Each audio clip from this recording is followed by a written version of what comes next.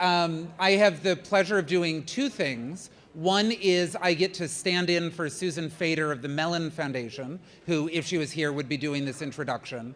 But through the Mellon Foundation, I got to know an extraordinary set of colleagues who originally began, when I got to know them, they were working at Arena Stage in Washington, D.C. And since then, they've moved to Emerson in Boston, Massachusetts.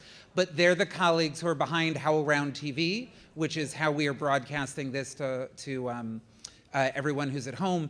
And they've also been some really important thought partners to me as I was handed the strategic plan for ArtPlace and told to sort of think about how to operationalize this. So I'm deeply indebted to David Dower and to Polly Carl, who are about to come up and lead us through the next session, just in terms of sort of opening up my eyes to a new way of thinking and helping me into a new way of working. So please join me in welcoming David Dower and Polly Carl from ArtsEmerson and HowlRound.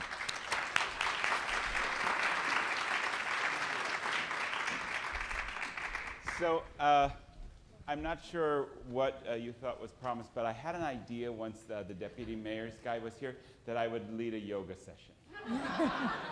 No, that would be bad for everybody. Jamie had asked us to first start with a kind of icebreaker, and clearly because of the sort of lack of energy in the break, you guys really need that.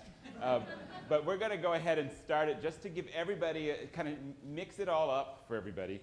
For the next about 20 minutes, 25 minutes, we're going to shape and reshape this room. We're going to do some creative placemaking in this room. And then we're going to go into a study of what it is that we've done at HowlRound and how it might relate to the stuff that Jamie's just laid out. Very powerfully thought through. It's been really an honor and exciting for us to work with you, Jamie, as your thinking, and Liz, as your thinking has grown on this work that you're about to embark on. And we're very honored to be here to share what we've been doing in the hopes that it helps you guys think about how you are becoming a community, a commons, if you will, of creative placemaking. So we'll do a little bit of that, and then we'll have time for questions and answers. And we're going to do some exercises in the middle that help you understand, actually get into the mechanics of what it is that we do. So we're going to begin by getting up. And before you do that, we're going to use that open spot of the room for a minute, and then we're going to use the whole room in a minute, and then we're going to go back to the open spot, and then we're going to go back to the whole room. And so you're going to have to listen up. And then the way we're going to end it is that we're going to end by grabbing chairs, and we're going to break up into groups of 11, I think, is the number that we need to use. We got to get about 20 groups altogether. So we're going to break up into 11 groups, and each group is going to take your chair to wherever it is you want to meet for your breakout, and then come right back in here, and we'll keep going with the session. So some of those groups can be in here, some of the groups can be out in the lobby. That's the last step, and I'll explain how it works when we get there, but you're going to want to follow along and follow closely. And for you who are watching at home, this part's going to make you very dizzy. You should just get up and run around your house for 25 minutes, okay? Great. So before we get up, we're going to use that open square at the back as a map of the United States. And let's say that that's the East Coast. That partition over there is actually Chicago, Minneapolis, Midwest, North Midwest. That's okay, that's going to be the best way. That's the North Midwest, this is the South, this is the West Coast, and that's the East Coast, okay? So if you could just get up and go put yourselves on the map of the United States.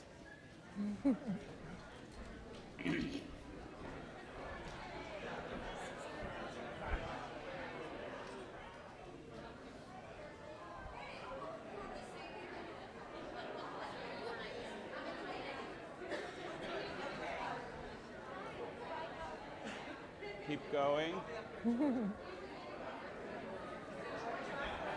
We're going to use, can I get my mic? Can I get my mic, please? So we're going to use this whole area here, this big square.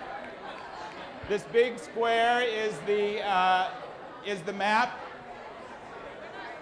The partition, that's the north, middle north. That's the west coast. That's the east coast. Here's the south. There's the southwest. On the east coast. There's the southeast. We are supposed to sort of, we're just doing east coast. Yeah, east coast, west coast, Not in yeah. our specific spots No. on the map. No, that's right. That's right. Yeah. I'm just on my coast. Oh, yeah. Where are you? Yeah. Kentucky's right here. From the NEA. Yes. Oh, yeah, Carolyn. Yeah. Good to see you. Yes. Where are you? Only David can Minneapolis, do who this else? exercise because you have Who to else be is tall here? enough and Chicago, loud who enough. else is here? Milwaukee, okay. You got it. Milwaukee, Chicago, Well, now we're St. back Paul, to- Minneapolis. Can't hear him. Who's here? Hello, Missouri. Welcome. You guys in the same project? You all know? Yes. Okay, good. Where are you? All right, we're just introducing our Shreveport. coast. Great. Welcome. I know. Shreveport also? He's going next. All right, we're New Orleans. going to go Okay, into look about. at you. He's All right, introducing himself. You see, got I can it. see. There's So some very precise geographers here. Los Angeles, I take it? All right, you got it. Oh, the Pacific Northwest. all right. Pacific Northwest. Okay. Where are you? Oh my God. Alaska over here. Look, we had to leave a little moat. All right. Okay. Could I have your attention for a second? Could I have your attention for a second? Could I have your attention for a second? All right. Just take a look around the room now. I think everybody is where. Anybody feel like you maybe didn't understand this map? We got Alaska way over there. Is Hawaii in the room? No, I don't see Hawaii over there. Maybe we wouldn't be able to see them. Is this Florida over here? Excellent. Chicago, Minneapolis, Milwaukee, Shreveport, Louisiana. Okay. Missouri, Kentucky. There you go. Where are you guys? Pittsburgh.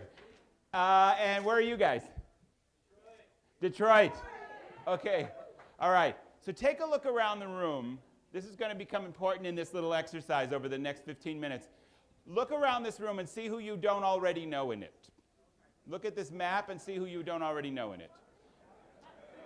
Look at your own community and see if there's anybody you don't yet know.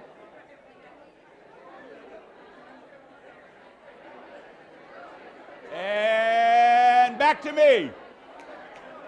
Back to me. Back to me, please. Thank you. All right. So, for the next thing, I'm going to stand on a chair. Jamie Bennett, there's no ice in this group, I just got to say. All right. Hey, Chicago, Minneapolis, St. Paul, if you guys could come back to me. All right. For this next thing, we're going to use the whole room. And we're going to make a circle around the perimeter of the whole room. Could you guys pull those chairs, either make an alley there where people can get around the whole room in one circle? And this circle is based on length of time you have been at work in this field. Now, if I were to walk up to you, not knowing you at all, if I were to walk up to you, not knowing you at all, and I were to say to you, oh, how long have you been doing this? You would give me some number. That's as accurate as it needs to be. And that number can mean whatever you need it to mean. Doesn't have to be about your project, doesn't have to be about the job you're in now. How long have you personally been at work, in this work? You have a question?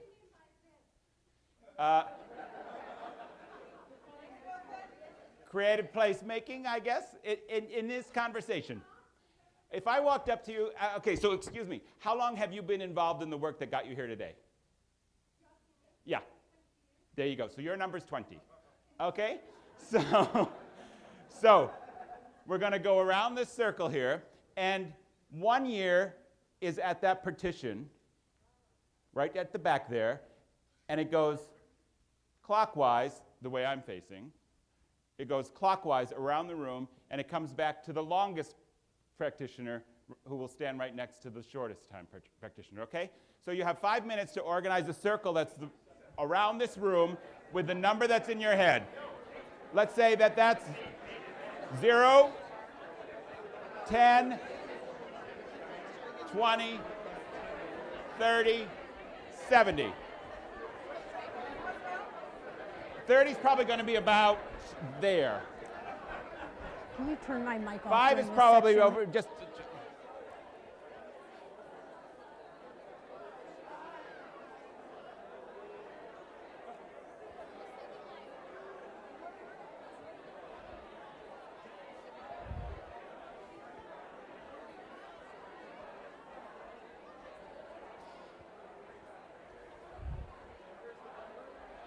What number are you guys? What number would you give me? 27. I think you would start over there by the screen and make your way from there. What number? Sorry, I don't understand So what number, if I were to... 4 years. 4 years. So 1 is up there, so you're going to be up in this group right here. So you find somebody who's less than you and the person who's more than you, and you put yourself between them. Okay. Let's tighten up this circle here.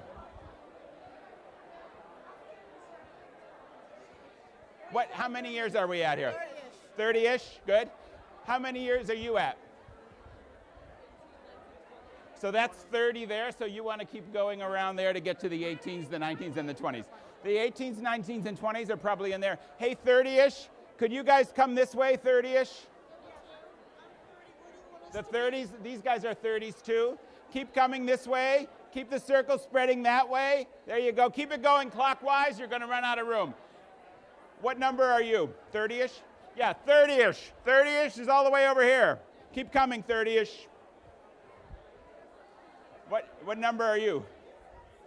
40. What number are you? 1. All right, this is it. 40 and 1. 1, 1, 1, 1, 1. Okay, great. Keep going. Keep going. So you probably want to keep coming, just because we're all bunched up there. Keep going that way. Keep going that way. What numbers are you? Keep going that way. Yep. 20s. In the 20s, keep it going around. In the 20s, keep it going around. You want to keep going around and close that up. Close up that gap. Are you guys in the 20s also? 17. 17. Good. So if you could spread that one out so you're one line, that'd be great. How many? Look at this math. 15-ish. Is this all 15? 20 is now it's probably. Are you 20? Yeah, 20's. Jamie Bennett's at 20. What, you're 15? Is this all 15? 12. 11, 12. The younger ones 12. are there, right? Yeah, Rocco, why don't you go stand at year 1? Yeah. That way it won't look like you're at year 40. Right. All right. Huh? Yeah. All right. So, can I get you back for a second, please? Could I get you back? Can I get you back? Thank you. All right. So, take a look at the circle.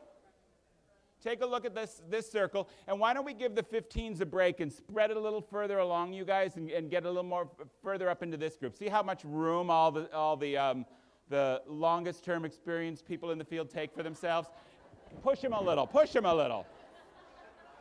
Those are all the big offices over there. Now, go ahead and push it. Let's spread it out a bit.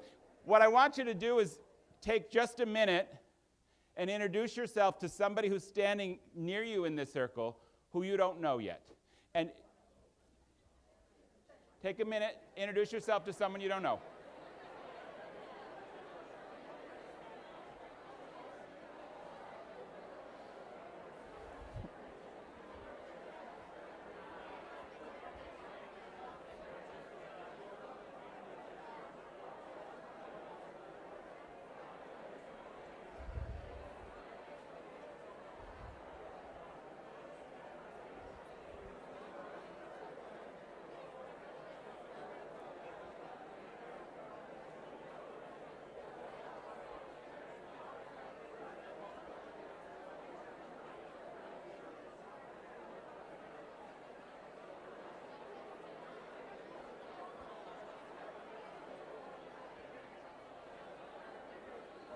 Anybody standing by themselves?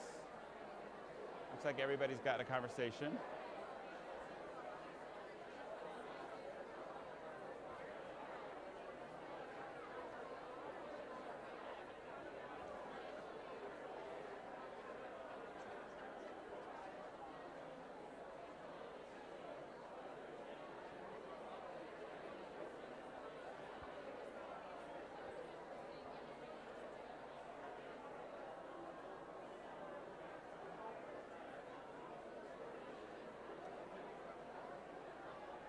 Okay. I'm going to start to get you back now. If I can get you back now. If I could get you back now. If you can hear me, ask your people next to you to come back. Thank you. Did you find somebody you don't know? Great. Did you guys find somebody you don't know? Great. All right, if I could have you all back now. All right, so only 2 more to go. And if you hear me asking for people to come back, go ahead and let the people around you know that I'm asking for that, and that might shorten that part for us. I don't want to up the volume and blast you guys out. So there's 2 more. And for this one, I want you all to come back to the center of the room here, just stand in one big crowd. So let's get in this open part of the room here. And I want you to think about, I'm sure there will be questions about this one as well. I want you to think about the size community that you're doing your work in. And for those of you who are funders, you might actually just want to observe this part of it or go with the community that you're based in. Either way is fine with me. You take your own path through that. But if you're working in a context with 1 million or more people, go to that corner.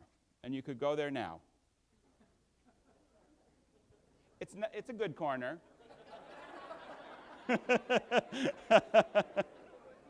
Wow, such shame about urban centers. That wasn't the point, but it surfaced. Okay. 1 million is where all those people are headed. All the way over in that corner. Yeah, the size of the population where you are doing your work.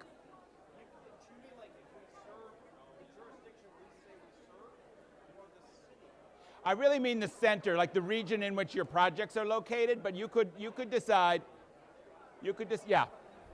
That's what I really mean. Okay, so that's the $1 million.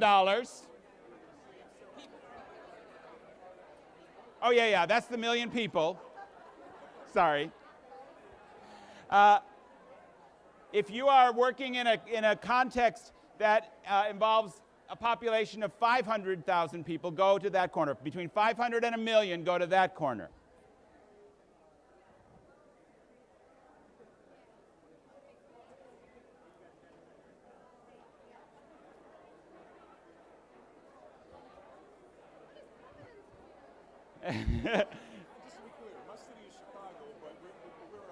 Yeah. Go to the urban part of that, and then the urban. All right. If you're in a context of between 250,000 people and 500,000 people, go to that corner over there, please. By the screen.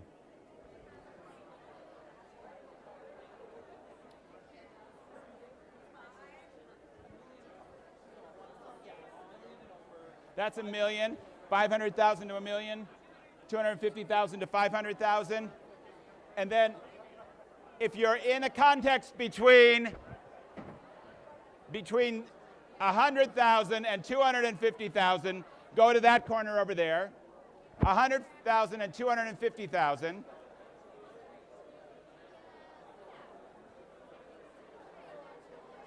And I want to break it down even a little more for you guys.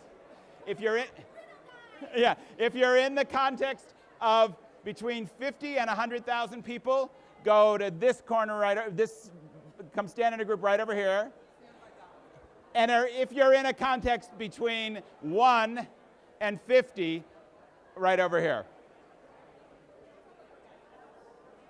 So this is, which one?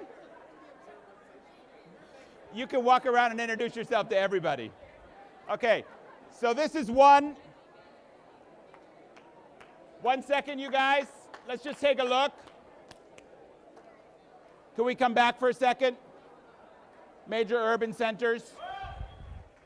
All right, so take a look at what ArtPlace is already doing. What's that group? 1 million or more. 250 to 500. 500,000 to 1 million, back in that corner. And in this group?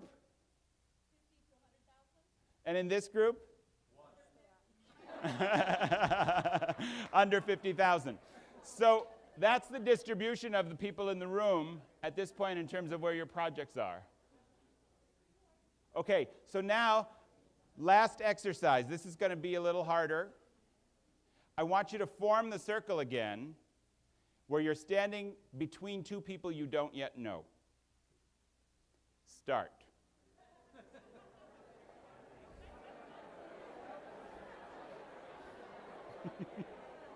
How am I doing for time? 3 minutes till this thing, but we started a little late. Am I doing all right for time?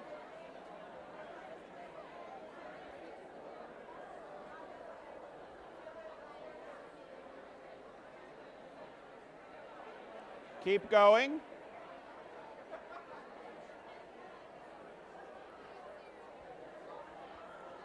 Reform the circle, please.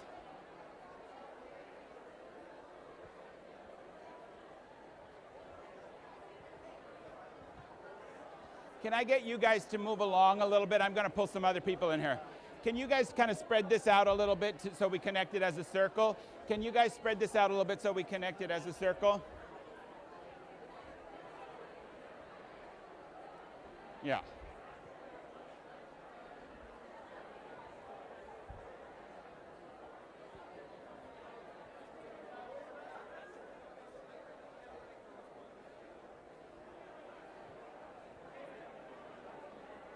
Okay. Did we get there?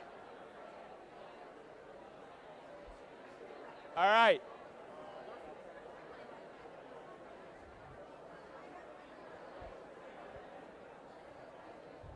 Okay, so come back. Come back to me. Come back to me, please. Come back to me, please. Thank you. Come back to me, please. Okay. All right, now this is the part where we have to all listen, because this is where now you thought this was chaos. It's actually going to turn into actual chaos for just a moment, and then it will be resolved. Okay, these chairs, we need to leave these chairs alone because we're all going to sit now and watch a presentation in a moment. But all of these chairs are the chairs I'm talking about when I tell you what I want you to do next. I'm going to take groups of 11 people, and those are going to be your breakout groups. And what you're going to do is you're going to grab a chair, and you as your group are going to decide where you want to do your breaking out. You'll get your number from Jamie or Liz, and you will make your circle for where you're going to go after the presentation. For your breakout, you're going to go make it now so you all know where it is, and then you're going to come back in here and you're going to sit down. Questions? What? Okay, good. Thank you, because I'm sure like at least half the room was thinking that.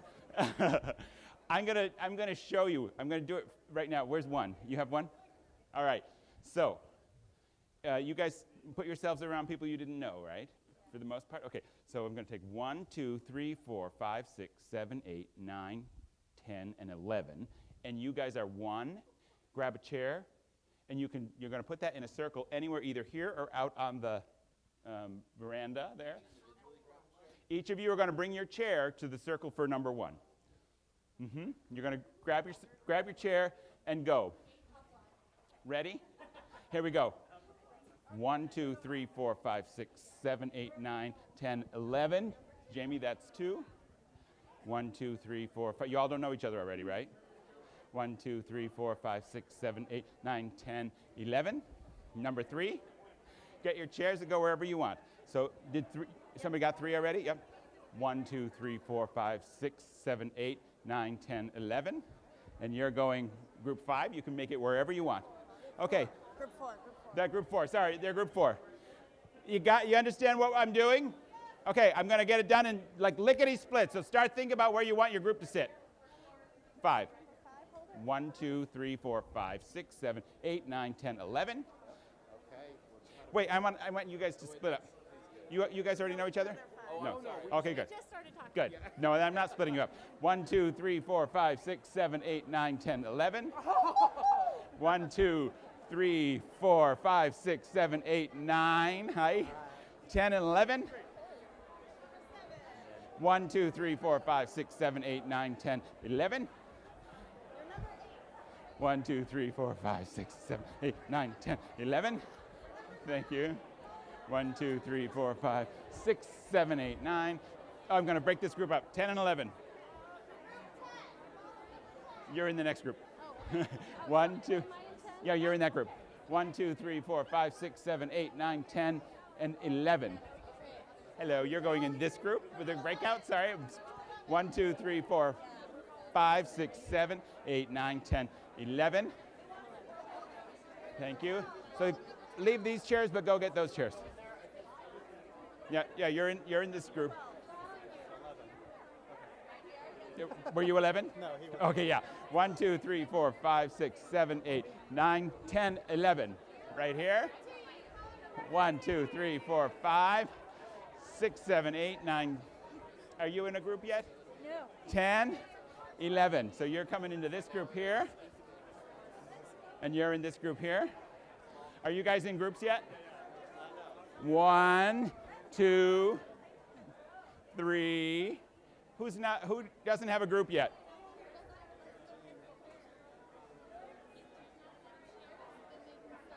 Yeah. But there's a lot of chairs in the All right.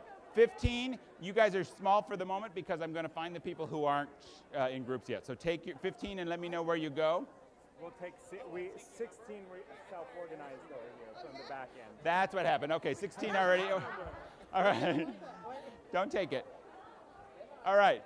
Anybody not have a breakout group? Anybody not have a breakout group? And then once you're done, now you know where you're going to meet for the breakout, but come back to the center now. Come back to the theater seating now. Okay, where's number 15? Anybody not have a breakout group? Yeah? You guys are number 15. Yeah, thank you.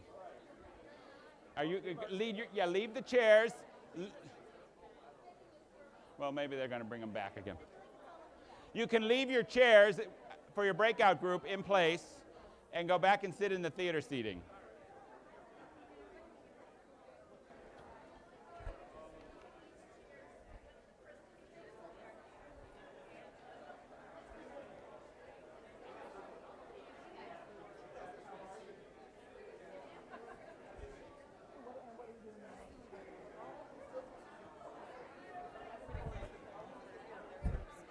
Okay. Leave your number at your group spot and come back to the theater seating. So once you've got your spot, come back into the theater. Once you know where you're sitting, come back into the theater. You guys are very, very well organized, but now we need you in there, and then you're going to come back here for your breakout. When we do our breakout, number 7 comes here.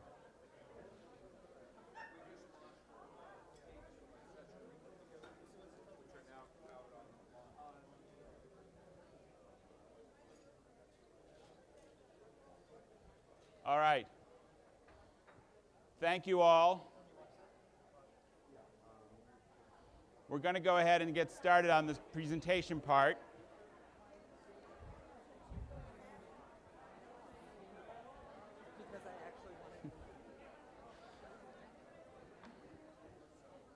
Okay. Thank you for indulging us. We just wanted to make up in some way that you could find them when it was time to get there. We're going to go ahead and start, and if people are still out in the hallway, perhaps somebody can let them know. Thank you. How many of you were actually able to meet people that you didn't know coming in here? Pretty much everybody? Great. That was part of the point. You're going to have lots of time to follow up on those conversations. I appreciate you're all playing along. So Jamie had asked us, second or third day that you were, second day that Jamie was in this job, he and Liz came to Boston and mentioned the plans that he had and he and Liz were formulating around this ArtPlace sunsetting notion and how to rethink some of the basic assumptions under what ArtPlace was. At least in my mind, I was surprised to hear Jamie's thinking about it and delighted. We have been for the last 4 years? 3 years? Working, it's myself, Polly Carl, Vijay Matthew, who's on the camera, and where did Jamie Galloon go? Jamie Galloon back there. We're largely the staff of HowlRound and the people who created it together. And we've been working in something of a conceptual vacuum for a lot of that time. Our goal was to try to create what we call a head tilt in the nonprofit theater in this country that would look at the resources of the nonprofit theater and think about them as the resources of a community rather than resources of individual institutions within that community. And look at the people, the actors in that field as a commons. And it's been a long road conceptually, a lot of evolving of that thinking, and we're going to show you where we are today. And no doubt with the work that Jamie's going to put you guys through in the coming years, we're hoping that we'll learn a lot from ArtPlace as ArtPlace tries to do what it's about to do in this new strategic plan. So we wanted to show you today some of what it is that HowlRound actually is, what it's become, and spend less time on where it came from. Happy to talk about that over drinks. It's a story to tell over drinks. No, it's been a great journey, but it's really more important about how does what Jamie just laid out play out in a context like what we're doing at HowlRound. Our focus being the nonprofit American theater, yours being creative placemaking in the US. Okay, so Polly and I are going to sort of tag team this part of the presentation, and Polly, if you want to just kick it off. Is that sounds enough great. of a setup? It's great. Yep. I'm Polly Carl, and I just will say one thing. I'm standing in a ballroom behind a thing, and I am one of the 1% of theater practitioners who had never any interest at all in being on the stage, and so I just leave you with that as I get started. I was telling my colleagues this morning at breakfast that I used to live in Los Angeles for just 1 year, from 1988 to 1989. I used to live in Silver Lake, and I used to ride my bike every morning to Griffith Park as exercise, and I'd get up at 5 a.m., 5:30 a.m. I'd ride my bike, and then I would go to work. And one morning, I got up on my bike, and I'm riding full steam ahead to Griffith Park, and coming at me full speed ahead, on the other side of the street is a unicorn. And it's 5:30 in the morning, I see this unicorn, and I think, well, I'm having a hallucination. I'm up too early, I haven't slept well. So I finish my bike ride, I go around Griffith Park. I'm now coming this way back from Griffith Park, and heading full speed ahead at me is a unicorn. So I see this double moment of unicorn. And I think of trying to think about living in a theater commons a lot like seeing an early morning unicorn. It's one of those things that requires this kind of creative and conceptual head tilt. And if you kind of roll with it, even though you don't know what it means for a long time, it can be really quite magical. What I learned was it wasn't actually a unicorn, of course. It was an African gazelle. It actually had 2 horns, but I could only see one going each way, and so I thought it was a unicorn. But that said, I want to so what we're going to do is I'm going to spend just a few minutes laying out the kind of conceptual philosophical framework of HowlRound. We're actually going to do another exercise that will give you, I hope, a deeper sense of what it is to begin to be making a commons. We're going to do like an exercise of commons making. And then we're going to come back and talk a little bit more about some of the key ideas and learnings that we've had that we hope will be useful to you as you begin to think about this field-wide commitment to sharing the work that you're doing.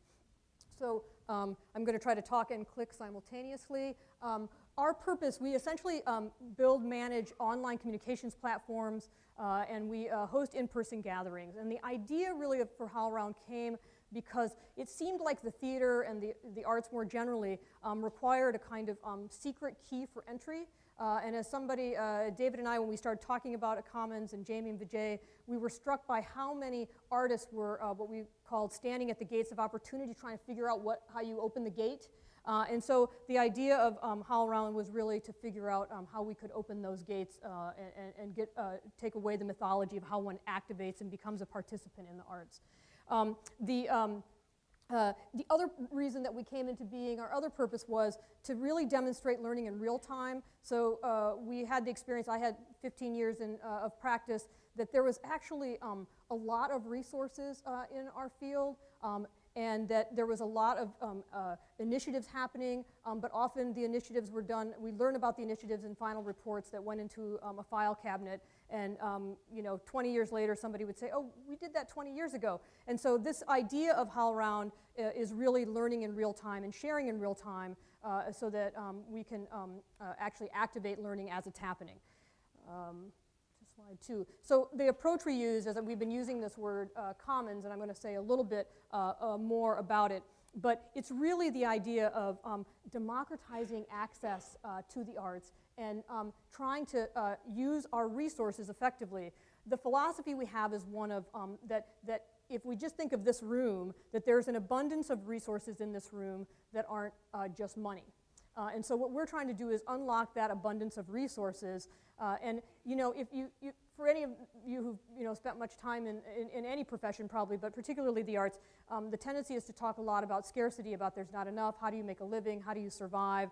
And so we wondered if we started to reconceptualize what resources actually mean and what they actually are, that we would be able to unlock an abundance of resources. And that was kind of the philosophy. And in the arts in particular, there are a lot of highly participatory, highly educated, really committed people, and what would it be to take those energies and start talking about how we could share what we have with each other. So it's really a kind of sharing mentality. And we use this notion of the commons, which is a really simple notion. You probably know it from the environmental movement, the idea that the air belongs or should belong to everyone, that there are national parks that we can all access, a knowledge commons, for example, like a public library, that anybody can access a knowledge commons like a library. It's for the good of, it's resources that are for the good of the benefit of the entire community. And the key concept here is, which we've talked about, I think Jamie mentioned, is this concept of I to we. And I think it's something that's kind of a buzzword now, from I to we, but I actually think it's a really hard concept to get your head around because it really means moving away from simply thinking about the I of perpetuating your individual artistic practice, the I of perpetuating your individual organization, the I even of perpetuating your individual community, and really thinking in the broadest way possible about what your work means to the national conversation, to an international conversation. And I think this is really the kind of the head tilt that we talk about, this movement from I to we. And I ran an organization for many years, and I spent most of my time thinking about how that organization would survive. And the real conceptual shift has been to think less about how the organization will survive and to be really thinking more about what am I doing that is a benefit to the entire community and how can I share that. And it actually means a kind of significant change of practice. Doing this would be impossible if we didn't use a notion that we call peer production. So the whole staff of HowlRound is essentially here. We have 2 other people who work with us and do editing, but you're seeing the whole group of us. We manage a conversation every month with around 30,000 people, and the way we're able to do that is through this concept called peer production. And it's really the idea of people nominate themselves to participate. And so this is a very unusual thing in the arts. The arts is very much about waiting to be nominated, waiting to be selected, waiting for somebody to pick you and say you're good enough. Peer production, you pick yourself, you say you're good enough, you say you have something to contribute, and you say you have something to offer. And so all of our communications platforms, which we're going to share with you after we do our little exercise, all of those platforms are co-created with the community that engages them. And so we use a co-curator model, and what we find is that there's a real sense of stakeholdership with people nominating themselves, that they take it seriously, and that they feel a kind of investment because they pick themselves to participate. And so, and again, this kind of goes back to how many resources we have in our community. Peer production allows us to really access all those resources. And many times it's resources that people give for free because they're just committed. And so it's not, we're not always having conversations about money. We're really having conversations about what do you care about and what do you want to contribute to the whole. I think that's the first part. Now David's got the worst part of this particular job because he has to Okay. keep maneuvering you. So you go, David. I got the joy of the logistics part Yes. of this presentation, but I'm happy to do it. A couple of quick things to think about before you go into this breakout. What we're talking about, I was so struck by how well you guys are already thinking about this when Josephine, where are you, Ramirez, talked right away about delegates. That was like the third word out of her mouth. And that's actually one of the hardest things to convey, is that we are not the winners of some sort of grant process, and we are not the people who deem who wins. We are actually a community of delegates to this idea, right? And the other thing that's very important to think about is the word resources. We're so conditioned to think of resources as money, but in fact, the abundance is actually coming from a broad definition of resources. Everything from space to expertise to training programs to dollars to you name it. You could go on and on. Think broadly. Start thinking right now, what resources are under your control, both personally and in your organization? What resources? And think of them broadly. The exercise that we're about to do, it's really quick, it's very simple, and it's just one of saying, these are the resources I have that I could make available to the commons. And then at the same time, these are the resources that I need that I would love to find in the commons. That's it. You start a conversation based on those, and you're starting to build a library you're starting to move from scarcity to abundance, basically, right, in a matter of moments. So when you go back to your groups, what we're going to have you do now, this is why we wanted you to set them up early, you're going to go back to wherever that crazy breakout circle happened, into that group, and you're going to sit, and each of you share the answers to two of these. One of each, you want one of each, I think is what we're trying to get at, Yeah, right? well, each group will do one. You can talk more about it, but then in the end, you want to come back and offer one thing that you have and one thing that you need. What we're going to end up doing is tweeting it to that hashtag, and we're going to ask for volunteer in each breakout, CP4C. We're going to tweet to that hashtag, and by the end of the session, we'll be able to see in this room what are some of the resources that are actually available to the group already, and what are some of the things this group actually needs. Right? And you start to see the commonalities of your situation. Doesn't matter what your role is in this field. It doesn't matter what your place is in the country or in the relative size of your population. What do you have and what do you need will start to connect you as a community. So what we want you to do, that's all I have to do right now, right? That's all you have to do. Great. So right now, go to your breakout groups. Sit for 15 minutes, have a conversation about what we mean by resources, what you have to share, and then decide which thing you have and which thing you need. We'll come around and help.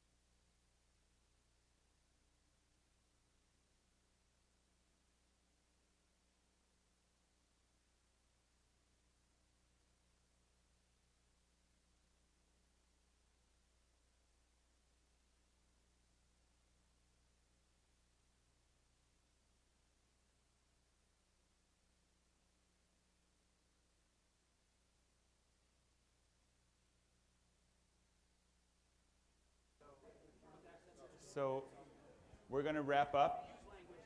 I hope everyone's had a chance to introduce their projects. We're going to wrap up and tweet. If your group doesn't have someone comfortable to tweet it, let us know. We can help. It's too hard to tweet one of each, so 2 or 3 of each is all right. And you have the hashtag. Go ahead and tweet those. And we're going to come back to the You guys getting presentation that? in a moment. We're tweeting now, so tweeting. Or 2 if you want. If you have 2 or 3, that's okay. And do you have a tweeter? Great. All right. Terrific. Thank you.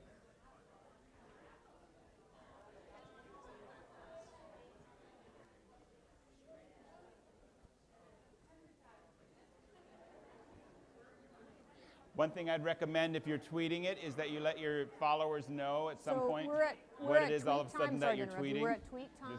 So do you have a designated tweeter? You guys are somebody to do it? Yes? Do you need our help? You got it. Yeah, one person can tweet 1 or 2 haves and needs. So is there someone who has an account? You do? You can do it? And did you get the ArtPlace C3? It's The hold on, let me hashtag? make sure I get it right. The hashtag is CP, the number 4, and C. Yeah, C3, no, CP, Creative Placemaking 4 Commons. Okay. CP4C. CP4C. Hashtag ArtPlace, hashtag CP4C. 4C. Yeah, it's so hard to say I can't remember it. Yeah. Who's tweeting in this group? Okay. So it's tweet time. You guys are good? You guys are good? Oh, you got tweet. Oh yeah, tweeter extraordinaire. You already did it? Oh. Sorry that I interrupted. Sorry that I interrupted. I would recommend before you start tweeting these things, that you let your followers know that you're about to tweet an exercise so that they don't think you're asking them for things. I don't think, does anybody know how to, you're going to tweet?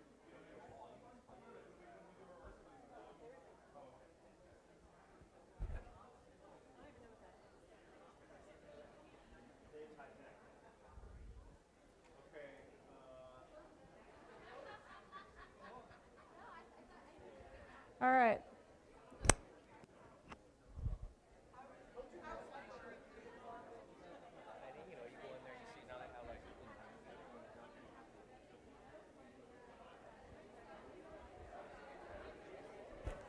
Come on, Mike. Yeah. She's spotting ponies. Yeah. I'm on mic, so. So, a few people have said. Oh, that's a good idea. Tweet a picture of your breakout group, too.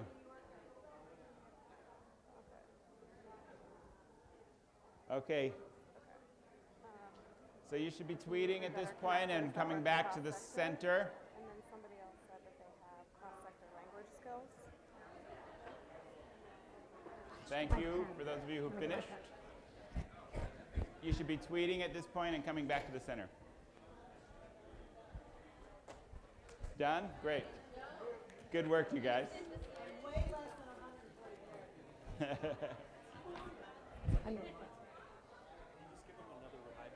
Yeah. The hashtag is hashtag CP, the number 4, the letter C. Connectors across sector. And then somebody else with cross-sector language skills that have other people. Yeah, I think Holly's been out there, but I'll go do it now too. Okay.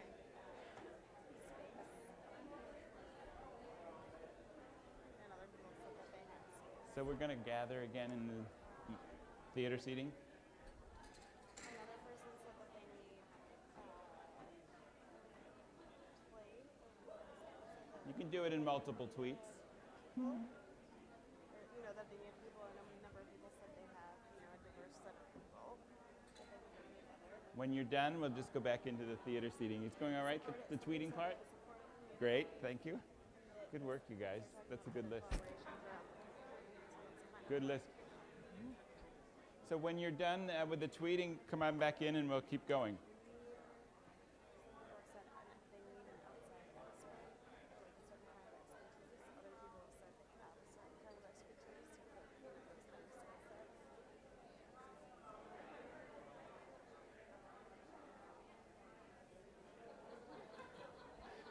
Have, need.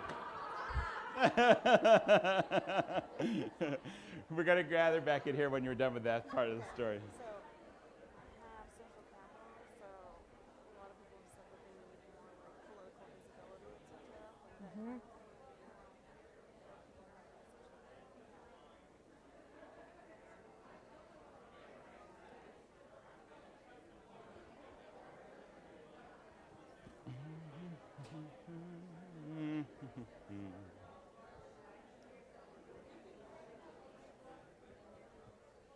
Okay, they're saying they need business skill development. Other people have said that they need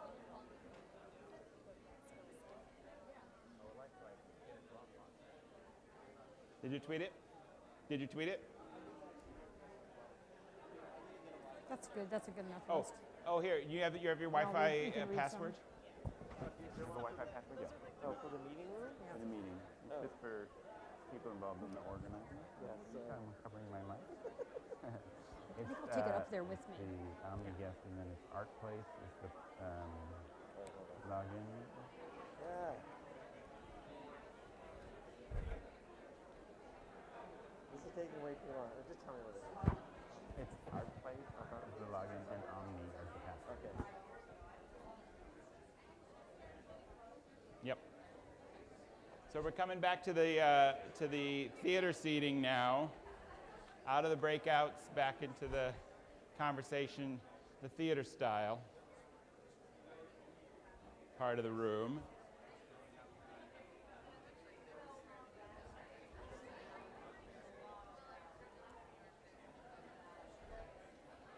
Holly. Liz is going to be doing talking while we do this part, so maybe we can aggregate it from here. Maybe she needs the podium like that. All right, come on back. Thank you. Let's get back. All right, come on back. All right, come on back. That's all right. We're just going to the theater seating. You can leave your chairs. Oh, You good. guys I'll go can back leave and get your them. Chairs, but we're gonna go. We're coming back in. Oh, good to see you. Yes. I'm on mic, but I'll go like this. Yeah. You know who I really know. Exactly. I know. Drives me crazy. I'm so glad you're here. This is so great. I know. Okay. So Because you've done this exercise. where did- I just lost Polly. She went somewhere else to aggregate because Liz was going to talk.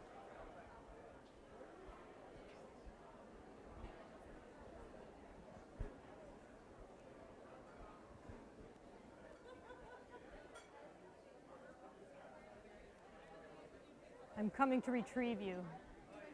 We're back. We're back. All right. Thank you.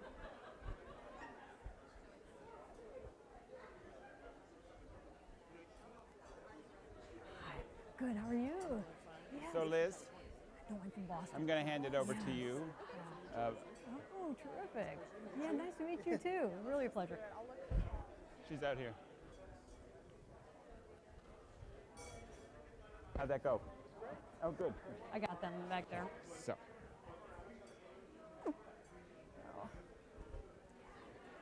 So they're going to do some logistics, housekeeping stuff for a second, and we're going to aggregate the tweets. So,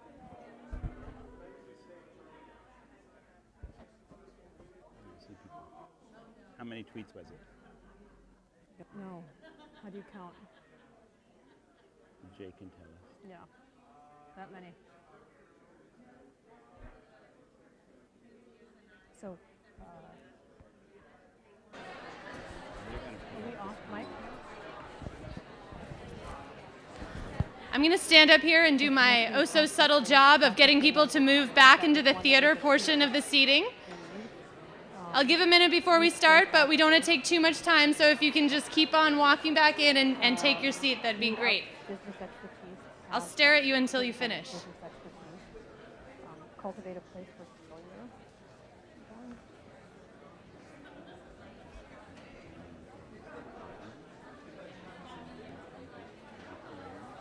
And I think if the folks outside can hear me and start making their way back in as well, that'd be great. That means we just take a look at it.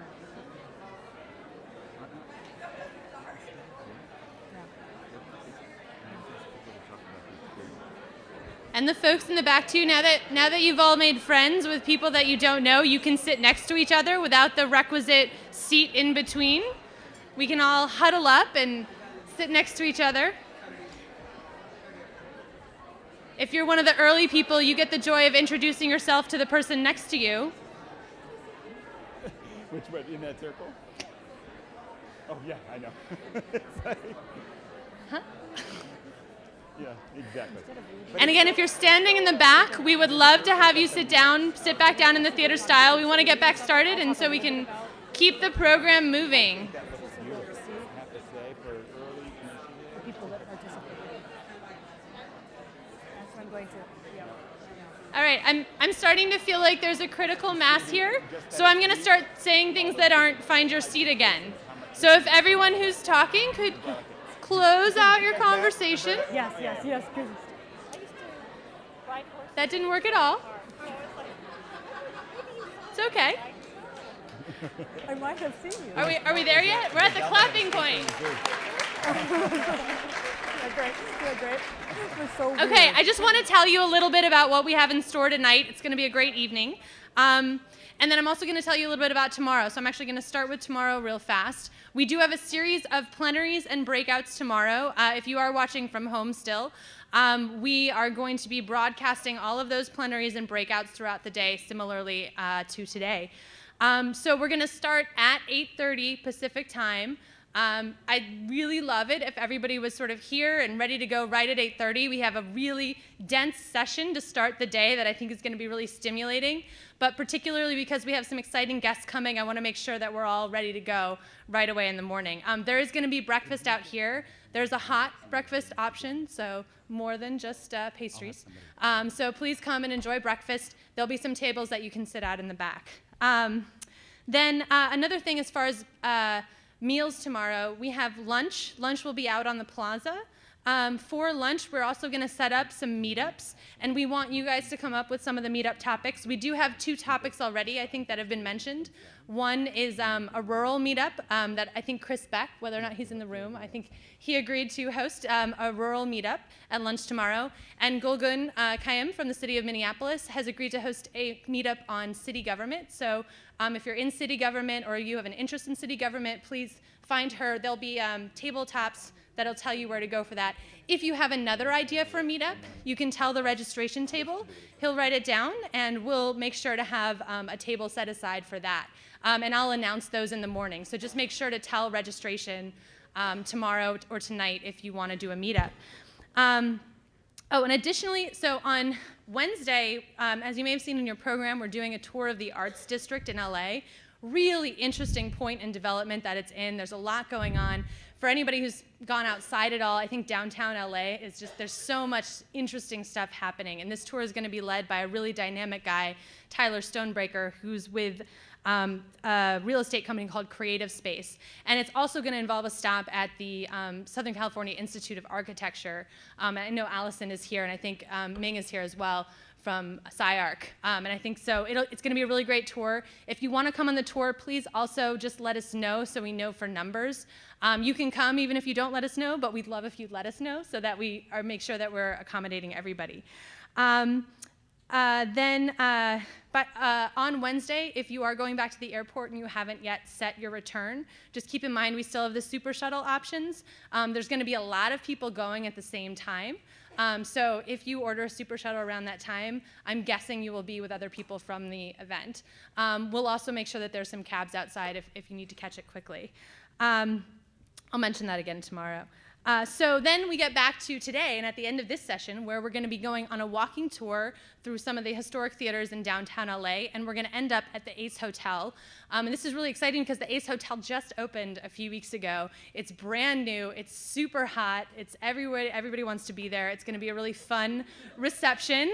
And I'm actually going to have Hilsman Wright, who's with the LA Historic Theater Foundation, come up and tell us just a couple of things about the theaters that we're going to see, and the Ace Hotel at the end. So I'm going to turn this over to Hilsman quickly.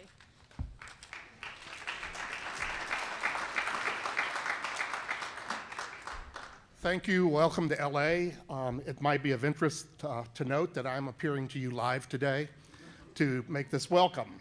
I want to thank the ArtPlace for giving us this opportunity to show you something wonderful, and for giving us a seat at the table for the next few days.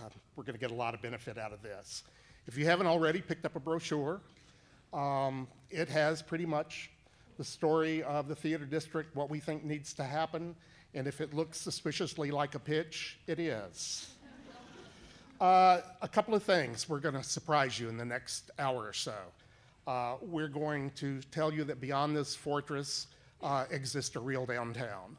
And we're going to take you through the second largest theater district in the United States, which is the Broadway Historic Theater District. But we need your help to do it. You have conducted tours, you have been on tours, you know some of the issues involved. The main thing is that we want to get you down to the Ace Hotel to enjoy the reception as soon as we possibly can. We'll be covering about a mile between here and the Ace. And we have docents in the lobby ready to depart as soon as this session is over. We do not want to be any later than 6:30 or 6:40 leaving the lobby for the tour. And please don't everybody come and show up at the same time. I think that's it. I'll be around for the next couple of days to answer any questions you might have about the theater district. And we're looking forward to showing you our hidden treasure.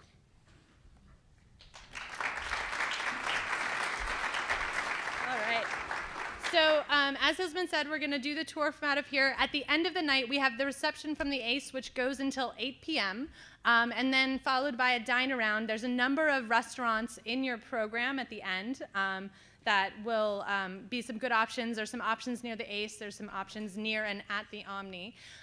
We are planning to walk the mile to the Ace, and then at the end of the night, we'll depart as a group. For those of you who want to come back to the hotel, we can all walk back together. If you have any concerns about walking, let me know, and we'll take care of you.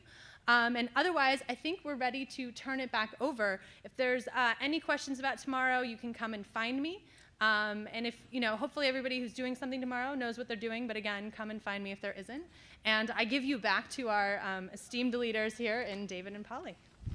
Thank you, Liz. Thank you.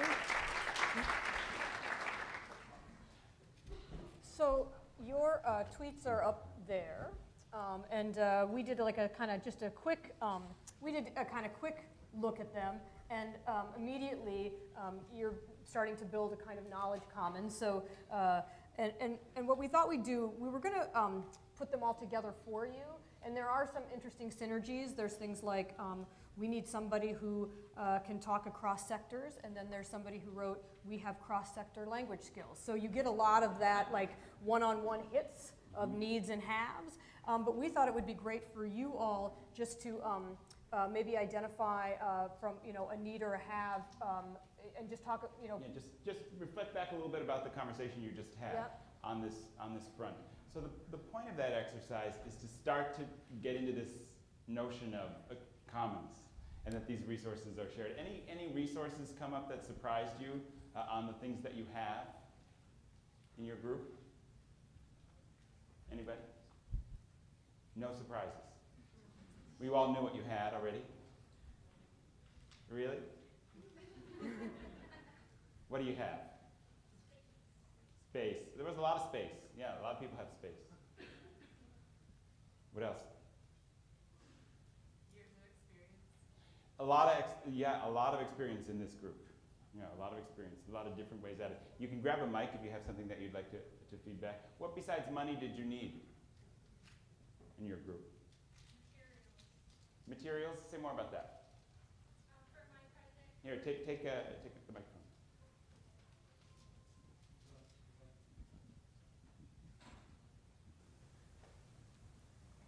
I'm working on the biggest gathering place for the Makah tribe, and traditionally their totem poles were large diameter ancient cedar, and there are none left in the U.S.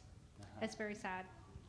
Yeah, okay, we're gonna all have to work on that one.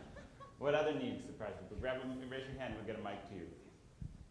Mine was in the category of both. Trust. Trust, say more about that. That's the currency that I use to access departments and department heads to introduce them to artists and arts organizations, because unless they have trust, they're not going to be interested in the conversation. Mm-hmm. So I need it, and that's what I also have. That's a resource you can offer. Yes. Mm-hmm. Other observations from those conversations? Yes. We had pretty unanimously wanted more time for planning, and probably. Raise your hands if time for planning is something that you feel you need. And then something that probably would actually be impacted by more time for planning, having a broader base and fewer silos. A broader base. How many people are living with silo problems in their projects? Yeah. How many people have tools for dealing with silo problems in your projects? Cool. Find each other over drinks. Yeah. Other observations? Questions even about the exercise stuff. So we'll start here and go there. Yeah. Our group, is it on? Our group just. Can you get that one? Let's go here while we get that mic working. Well, one of the needs we all kind of agreed on was expertise and knowledge about community development without displacement or alienation. Community development without displacement. So the placemaking that has people already in it, right? And knows that from the beginning. How many people are dealing with displacement challenges in your project? How many people have tools for dealing with displacement problems in your project? Great.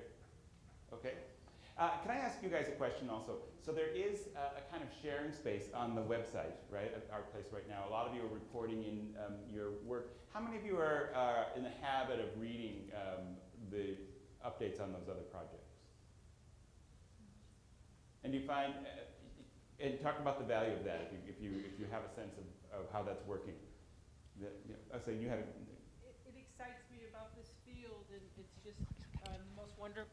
It's just the most wonderful thing. It excites me about the field and everybody knowing it about placemaking. Mm-hmm. Let's give this one back to Tracy. Go ahead. Oh, our group really voted on curated partnering or matchmaking. So we got the point that the resources are here, but if there could be a way, a website, whatever. Yeah. And just to be clear, well, our point here today, it's not that you guys are going to become part of the HowlRounds world. You're actually, we're looking at, we're making this thing, and it has value to a huge group of our colleagues who are working on these things as well. And our hope is that you find in it the tools, the keys for how to move where you're going now. So we're actually trying to cross a translation bridge here rather than recruit you all to the HowlRound world. Okay? So there's a microphone back here. Yeah. I think one of the unique both needs and haves that came out of the group that I was in is that there's a willingness to learn from failures or mistakes. So that I think was the have, and the need was to really cultivate a space to be able to talk about those learnings. So you just asked about and mentioned the website. Sometimes those online websites end up being places where we share successes and not so much failures, and I think our group really talked about wanting to have the space to talk about what wasn't working, what went wrong, and what can we learn from that. So. Yeah, that's a challenge. Okay, go. Yeah. That's a challenge in this world because it is sort of open to the world, but people are finding the way to share their learning, both the successes and the failures, in a way that we had not anticipated when we began. Olga. So to me, one of the biggest challenges in creative placemaking as a whole is the issue of sustainability and the fact that players change so much in the systems. And so you're constantly having to build new allies and bring new people to the table and build coalitions, and then something happens and you have to start all over again. So that's hard enough to deal with in an individual project, but when you're talking about building a field, if you don't grapple with that issue from the get-go, it's going to, I think, not going to, in the long run, really become part of the way people do business. And I think that we need, I really love the fact that Jamie is really casting this conversation as to not just we're individual grantees, but how do we join forces and create a movement? This is really what it is. It's a movement. Yeah. How do you sustain that movement? How do you grow it? How do you keep it real? One of the words that we talked about in our group was authenticity, and the fact that there are a number of people in this room who have built projects in their own communities that really feel about like they're that community. Water Fire in Providence, the New Orleans Jazz and Heritage Festival, obviously in New Orleans. How do you scale that up so that, again, it becomes a movement that is a national movement? Yeah, and that's one of the things is trying to figure out how to get the quality of authenticity, how to identify it as something that people can learn and adapt as they're building their projects. Over here, microphone, and then over here. I think related, but also already mentioned to a certain extent, it was really striking in our group how almost everyone felt like no matter the scale of their organization, they were having trouble either building trust with, connecting with, or communicating to a particular group. And that, you know, at those different scales, pretty much on one hand, all the needs or the haves were represented to sort of solve that, but it was really striking that everyone felt like they had some issue of communication, whether that was with government officials or building trust with the local community, and how the scale of the organization you were often working in really, really impacted often that ability to communicate and the language that you were using, and that these other tiers really need access to that in some way or another. Yeah. How many people are in projects where you feel like that communication, trust building is actually a challenge that is probably pretty widely shared? No? Okay, so then maybe how many people feel like you've got tools for that you could share? Good. Okay. So one more, and then we're going to I want to show you some of the tools. Yeah. Right over here. Can we get the microphone? They're running. Hey, thanks. In our group, there was a lot of discussion around data and common collection of data, so that we would all be sort of on the same page when we're communicating that. And again, there was that whole issue about common ways to, and very clear communications about who we are and what we do and the impact we have on the field. Because if we're going to convince others that we have value and that we should be a real serious player, we need to have a really strong communications plan around that. Yeah, and I think key in that, you're using that word we, and that word we is so key, and making sure that as you're communicating who the we is, it's not just the winners. It's actually the we who are in the movement. Okay, let's go look a little bit at this. One of the things that we want to show you is that we're actually working using a set of tools at HowlRound that have been developed, defined, and evolved by the field that we're serving. And so we're going to take you through these tools just as a way to trigger the ideas about what could be of value in your world as you're trying to build this movement. So did you want to go through it? Yeah, sure, I'll go through. So the communication platforms that we have, most of them are online, but not all of them. We have a journal, we have a television channel, a new play map, Twitter discussions, as you've witnessed. We do in-person convenings, and we are tracking residencies using a thing called Commons Producers. And we're just going to kind of run through these and leave you some time for questions as we go through it. So the first and one of our most public-facing parts of what we do is an online journal. We have blog posts, we have theater criticism, and then we have more in-depth essays. And the way that we get material is people pitch ideas to us.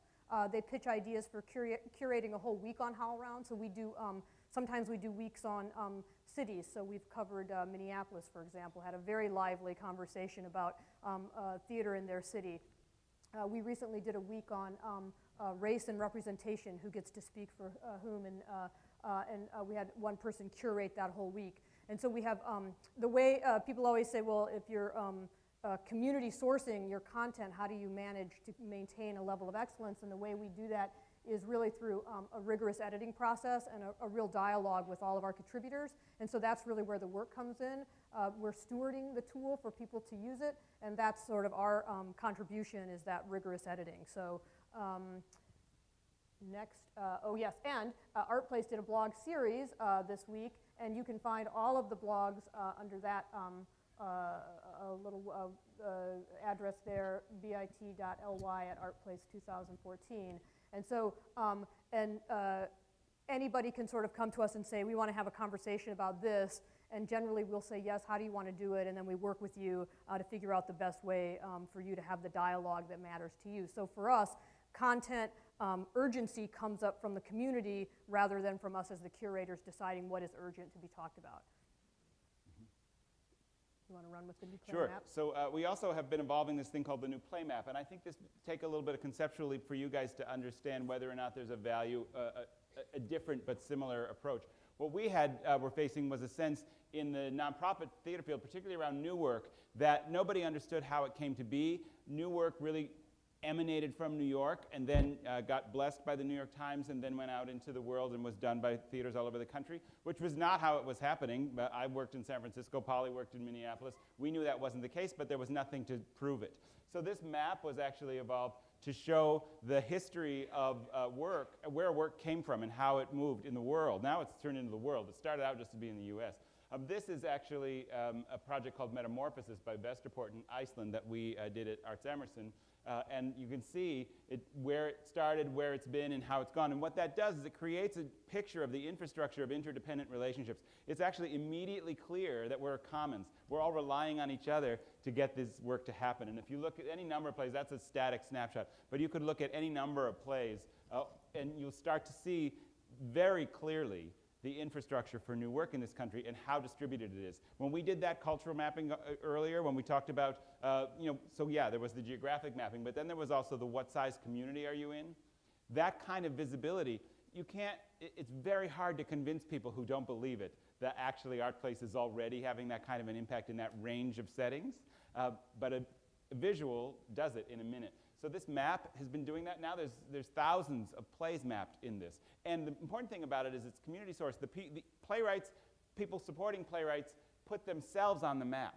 And so if I'm an organization that wants to show up in the infrastructure, I go on that map and I put in all of the relationships with writers that I've had and all the work that I've done for them. If I'm a playwright and I want to appear on the map, I put all my plays in and everywhere they've gone. By doing that myself, we're creating this thing. The map's doing that on its own, and it's creating the sense of the interdependence of our relationships just because people are driven to put themselves on the map. HowlRound TV, you're already getting a first-hand experience with. We've had, on average today, 50 to 60 unique devices watching us, which could be more than one person. But immediately you take a room of 200, and then you're able to add 50 or 60 or 100 or 200, depending on how big those watch parties are. So immediately you take a closed session or something that only some people were able to access, and you allow a much larger group to access it. This is Susan Laurie Parks, who every about once a month or every other week or so, she does a thing called Watch Me Work as a way of inspiring playwrights to write plays, and people tweet in questions to her, and it really creates a sense of, for people who are sitting in geographically isolated playwriting communities, it's a real sense of inspiration for them to be able to access Susan Laurie Parks and have a conversation and just make a time that they write every other week or so.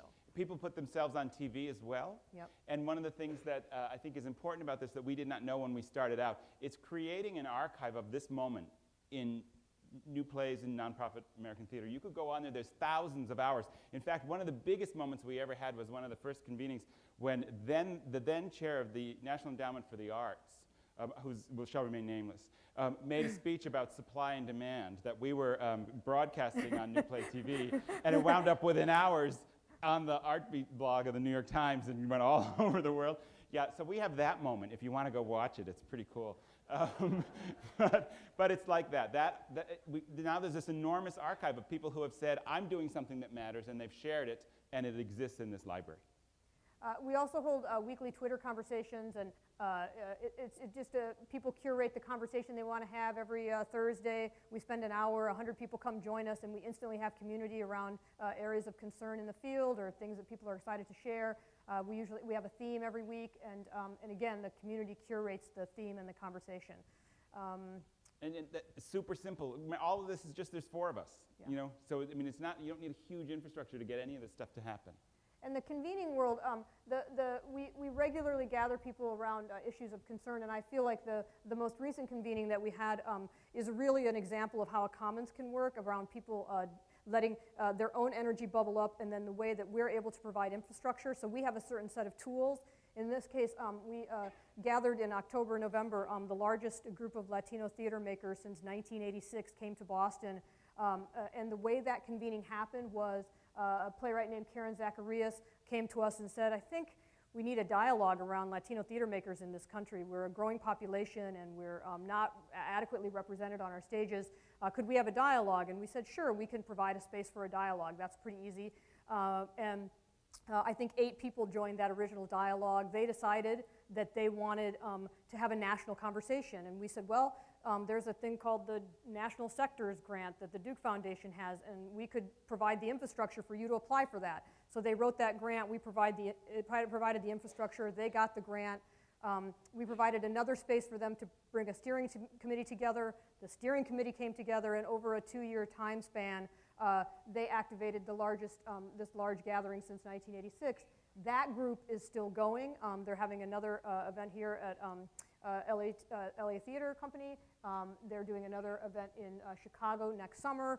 And so this whole momentum has arisen, and it really started from one person saying, let's get in a room. And HowlRound's role in that has simply been to keep providing little pieces of infrastructure and producing expertise, and we have some skills. And so, yeah. Interestingly, this group, they had a steering committee that planned that first convening, and it was kind of the usual suspects in some ways you would think of as the leaders in the field. And then coming out of that convening, they recast the steering committee. They decided to themselves. They have a new steering committee that's now working on the LA event, which is going to have 10 plays in it. So it's going to also work in the art. And then there'll be a new group of people who leads towards Chicago. And in Chicago, there's going to be a new play carnival that takes place around this whole thing. And this is all just bubbling up out of this community. They've raised some money for a staff person now for the work of the Commons work. So it just keeps bubbling up. And one of the coolest things that happened during that convening, so of course there's always a big question about who gets to attend and who doesn't attend. And so there was a lot of conversation about that and who was invited and who, and then what the group did was create these watch parties, and there were watch parties in 5 cities, and then the 5 cities got to have an hour of the convening where they presented what they were doing in their communities. And again, it was this incredible opportunity. It was really quite moving to see the energy of these various communities, and we were able to live stream them and Skype them in, and then they were able to share. And so the circle gets broader and broader, and the idea of delegate or ambassadorship is really something that is critical to all the convenings that we house. And I think one thing, and actually it's also true for this is a picture of the resident playwrights that we're tracking, and they come from the National Playwright Residency Program. A thing that's key is that those are the people who got those grants. That's the 14 of them. Those would be the winners if it wasn't a commons-based approach. Those are actually now delegates to the whole idea of resident playwrights. And there are theaters all over the country who are now working on how do we make place in our organization for resident playwrights. So those are people who are working as delegates to the field. One would think of them as people who won a grant. And the role that HowlRound's playing in that is that we have provided a commons producer for every one of those residencies, and that's a local person in the community who's thinking about how can the impact of those residencies be shared beyond just the individual institution.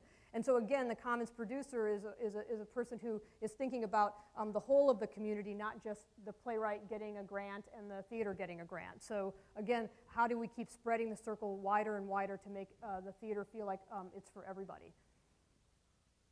And then you can... Yeah, so the numbers. This is the month of February. 30,000 unique visitors to HowlRound from 20 countries, 178 new events added to the new play map, 14 HowlRound TV events with 12 partner organizations around the country, 2,000 hours of it watched, and 5,800 tweets on our little hashtag. That's just all from nothing, right? And it's bubbled up. And we had the same idea that you guys are having in this room right now, is that there's probably more people than us who are doing this work, who could contribute to the work that we're doing, and to whom we could be contributing. And that's what's happening, is it's blowing up in that way. So the idea is a powerful one that you're contemplating in this conference, and that's our hope, is that you take energy from that. We have a couple more things that we want to put out, and then I'd love to have a conversation. Yeah, so we're just going to do quickly the key ideas, which we've kind of said. The community sets the agenda, so we don't set the agenda. We don't decide, oh, we should talk about Latino theater makers. The community helps us set the agenda, and we provide tools and infrastructure and stewardship. Every participant is a stakeholder. They're responsible for being an ambassador to their community and sharing the information and finding a way to make the information accessible. And again, our role is steward, and we design infrastructure. And then we've talked a lot about this. We unlock abundance, and we really try to avoid talking about what we don't have and focus on what we do have. And then I think the key benefits, and this is one that I talk about all the time, which is that it's revelatory. You think, I was a person who was working nationally in the field for many years. I thought I knew what was happening in the field, and I actually knew about this much of what was happening in the field. When we started doing HowlRound, there was a world of activity that opened up that we could have never imagined, and it really, it tells you that the key, our key work is listening. And listening to what's out there and what people are already doing, and trying not to recreate. I think on this point, just really quickly, Jamie hit the nail on the head. When you have 97 finalists, and there may be 800 or 1,000 projects that had value that were in that list, this unlocks the value of that. It gets it into the conversation, coming at it in this way, like a commons way, and it allows the people who get the money to be delegates toward a larger event. It's an efficient use of resources. So again, the only way that 4 people can manage a conversation with 30,000 every month is that the community steps in and works with us. And so we co-lead these projects. And that, so for us, one of the things we saw in the field was that there was all of this money for administrative infrastructure and overhead, and was there a way that we could free up more resources for artists by using and sharing our resources more efficiently? Yes, so the HowlRound TV, we pay one license for the whole field, and it's a license that's it's in the $5,000 range, but that allows the entire sector to have a live stream channel to put themselves in each other's homes.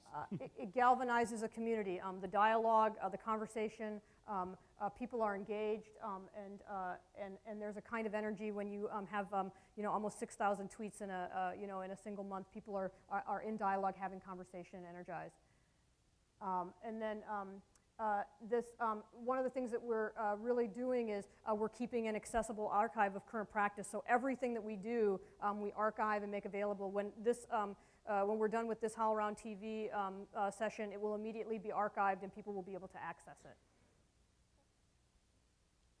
So the hardest things about this, making the head tilt, making the shift from I to we, making the shift from scarcity to abundance, that's challenging. It takes everybody to be talking about it all the time. The people who were talking here earlier today really already have it down. I was quite impressed and delighted, and we're going to learn from you guys.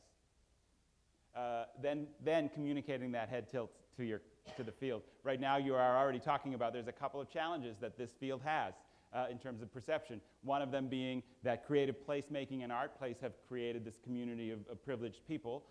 That has to be dealt with, and you have to be able to talk about this shift to delegates. The other is this whole notion of making projects with people in place or not, and turning back toward your communities and saying, I'm here and you're there, and we have a mechanism for sharing our resources and our knowledge. It's hard to communicate. Reversing the scarcity mindset, that moving from I to we, is a challenge, not easy. Developing comfort and clarity around the curatorial role. Someone has to curate. We do curate to a degree, and we edit the content in the journal, and we also decide what convenings we can have.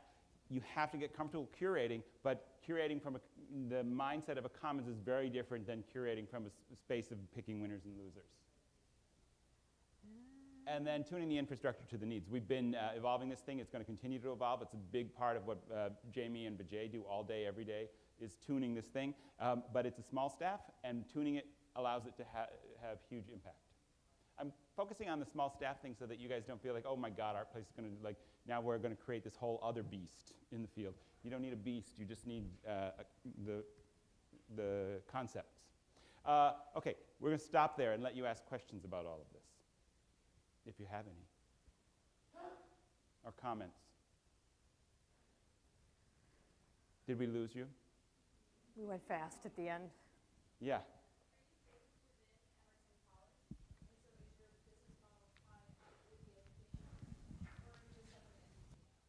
We're a separate entity, so we have to do our own fundraising. We're in the Emerson College, so we get some administrative and infrastructure support from Emerson College, but we're not a part of the college budget per se. So we operate very much like a, kind of like a not-for-profit within an educational institution. But so HowlRound is in the Office of the Arts, which reports to the president.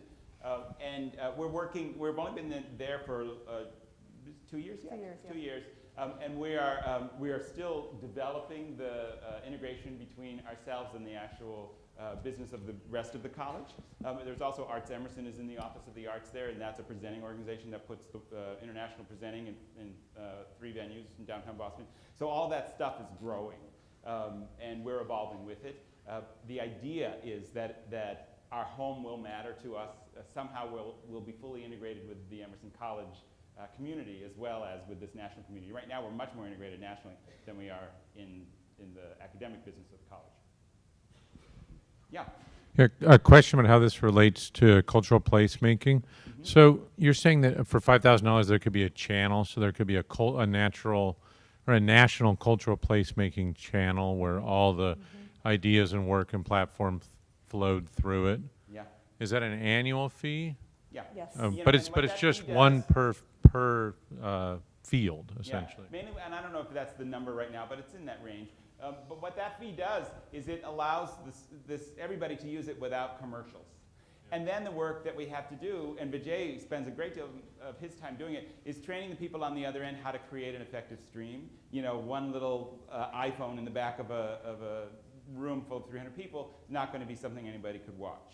You know, so there is a bit of training that we do, and those skills then go out into the communities, and you watch over time the live stream get stronger and stronger and stronger in terms of how it's produced. And also people are learning what to put on there and what not to put on there. So are you actively looking to expand from theater to media to cultural placemaking to? No. Okay. We're not. Okay. But we're suggesting that this tool is actually something that you guys might think about in terms of your own future as you sunset, as ArtPlace sunsets as a funding organization and moves into something that's more of a movement and a knowledge commons. It's been a very effective tool. Yeah. I have, I guess, more of a comment than a question. I understand the nonprofit theater world is a field and sort of the work that you're doing, but I think I have a sort of question for the room, which is, it seems that the basis of, we all come from such different kinds of organizations, that the sort of premise of creative placemaking is that you're part of a larger conversation, and that if you focus our energy on defining it as a field, I think it's what Jamie said at the outset, you know, if someone's willing to take a meeting, you've sort of already won them. And really what I think the bigger opportunity, that there's an enormous need always for knowledge exchange, whether it's interpersonal or in conferences like this, but the bigger opportunity is how in the worlds of economic development and parks and public spaces and museum directors and you name it, how the ideas that we're all working on become part of their conversation, rather than, you know, is this becoming a field? Because I think that by definition, we're, you know, if you look at the organizations that pay all of us, we're not really in a field the way that nonprofit theater is a field. Mm-hmm. And so I just sort of posed that question to the room, because while we love learning from other places, I learn the most from going to visit other places and similarly welcoming them.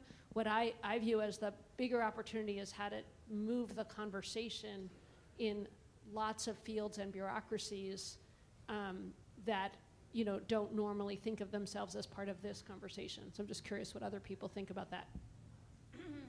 Yeah, I was sitting here thinking about the same thing. it strikes me that we have, you know, if you look at this historically, you know, we have had a lot of movements that have at the heart the same goal. We've had the community engagement movement and the community-based commissioned work kind of trend that really serves community and brings community together. We have creative placemaking right now in our community. We're also working with the maker movement and the way that models that commune, that commons and that communal activity. And it seems to me that the biggest need we have is for people to recognize the places where the common ground exists and how we have that bigger conversation about what we're all trying to do together, and make sure that we don't, I mean, that seems to me the really big need that communities have is and it really speaks to those silos we mentioned earlier. How do we get away from people looking at it as their niche and understanding that what they're doing is part of a larger community need, and that there are a lot of different people trying to do the same thing, and that we have a lot more clout together.